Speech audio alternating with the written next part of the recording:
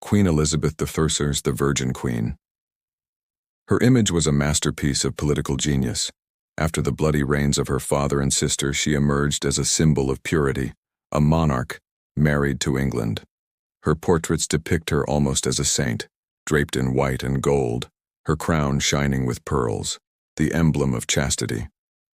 Poets called her Astrea, the heavenly virgin returned to earth to usher in a golden age. But this wasn't just a fairy tale, it was a calculated strategy. Elizabeth's virginity was political armor. It made her untouchable, beyond the control of any man, and free from the scandals that had plagued her family. To even question her purity was an act of treason, and that's what makes the whispers that have echoed for centuries so incredibly dangerous, because they never, ever stopped. Elizabeth's childhood was a lesson in terror. Her mother, Anne Boleyn, was executed when she was just 2 years old, accused of adultery and witchcraft. From that moment, Elizabeth learned a brutal truth.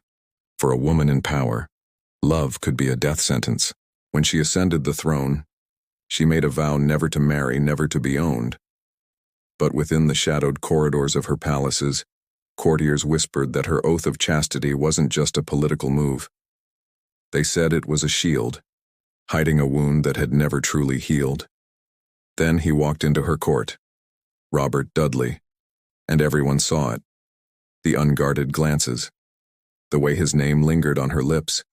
They were childhood friends, their bond forged in loss and ambition. But when Elizabeth became queen, Dudley was already a married man. His wife was Amy Robsart. Amy was found dead at the bottom of a flight of stairs, her neck broken. Had the Queen's favorite orchestrated his wife's death to clear his path to the throne? The scandal was a tidal wave, threatening to shatter Elizabeth's carefully constructed image as the untouchable Virgin Queen. From that day forward, Elizabeth kept Dudley close, but always at arm's length. He was her eyes, her spirit, her most trusted advisor, yet she consistently refused to make him her king. To the world, she belonged only to England. But in the quiet moments, away from prying eyes, she belonged to him. Centuries later, in 2002, historians uncovered fragments of letters believed to be in Elizabeth's own hand. These were private notes, sealed with wax, never meant for public view. One line reads, "I am not made of stone, though I must appear so." Another confesses, "If I could be free of myself, I would fly to you." Were these unsent letters to Dudley? But they reveal what no official portrait could. Behind the iron mask of the monarch beat the heart of a woman who loved, who suffered, and who hid her pain beneath layers of pearl powder and royal silk. As Elizabeth grew older, courtiers noticed unsettling changes. She became thinner, more frail. Her once famous skin, now scarred by smallpox, was hidden under a thick, toxic layer of white lead makeup, which only made it crack and peel further. But some whispered that the makeup wasn't just hiding scars. They claimed she was concealing something deeper, a physical secret that made her claim of virginity impossible to challenge. Speculation ran wild. For centuries, theories have emerged. Some argue she suffered from a medical condition that would have made childbirth fatal, forcing her to avoid marriage. Others whispered a more shocking rumor, that she might have been intersex.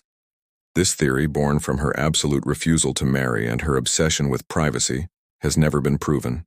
It's just speculation. But one thing is certain, Elizabeth guarded her body more fiercely than any state secret. And she gave a strict order that after her death, no one was to see her corpse. When she finally passed away in 1603, her ladies-in-waiting wrapped and sealed her body before anyone outside her most trusted circle could lay eyes on it. Whatever truth her body held, it went to the grave with her. The mystery didn't die with her, though. In the 19th century, a strange document surfaced from an old family archive. It was the supposed confession of a royal servant who claimed to have seen Elizabeth in a state not suited to a woman. Historians fiercely debate its authenticity. Is it a lost piece of evidence or just a malicious lie written long after her death to discredit one of history's most powerful female rulers? In Tudor England, a woman who ruled alone was already seen as unnatural. For many, the only way to explain her strength was to believe she wasn't truly a woman at all. Perhaps Elizabeth's dark secret wasn't physical. It was simply the threat of female power itself. And then there's the strangest story of all, the legend of the Bisley boy.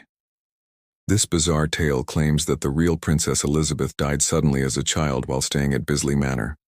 Her terrified governess, fearing the wrath of King Henry VIII, secretly replaced her with a local boy who bore a striking resemblance to the princess. That boy, the legend goes, grew up to become the queen. It's an outrageous story, dismissed by every serious historian. But the fact that it has survived for centuries shows just how obsessed people were with the queen's secrecy. Even today, some claim a hidden coffin in Bisley contains the remains of the real Elizabeth. It's a fantasy, of course, but it proves that Elizabeth's greatest weapon was the mystery she so masterfully cultivated. Ultimately, Elizabeth's darkest secret might not have been a physical one at all. It may have been emotional, psychological, the crushing price of absolute power. She reigned for 45 years, navigating a world of spies, assassins, and rivals. She trusted almost no one. She even signed the death warrant for her own cousin, Mary, Queen of Scots. She survived plots, wars, and betrayals, always standing alone. In doing so, she created her own myth, the Virgin Queen, pure and eternal. By erasing her personal womanhood, she became something more than human, a living symbol of England's immortal glory. But the personal cost was devastating.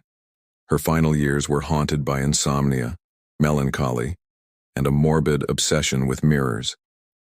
She eventually ordered them all removed from her rooms, unable to bear the reflection of what time had done to her face and what a lifetime of isolation had done to her soul. In March 1603, Elizabeth lay dying at Richmond Palace. She refused food, she refused doctors, and for hours on end she refused to even lie down in her bed. She stood silently, staring at the floor, as if tormented by ghosts only she could see. When her ladies finally begged her to rest, she whispered, "Little must you think that I can die." When she finally collapsed, her body was covered immediately. Even in death, her privacy was absolute. When King James VI of Scotland arrived to claim the English throne, he ordered Elizabeth's private rooms cleared. Most of her personal papers vanished, burned, shredded, or sealed away in archives. Her jewels were locked in vaults, her wigs and cosmetics destroyed. All that remained were the stories, the contradictions, and the powerful legend she had built with an iron will. She was a woman who ruled a man's world with the authority of a god, but who died as a complete mystery. For over 400 years, we have tried to unravel the truth. Was her secret medical, emotional, or was it all a brilliant political performance? No single answer fits.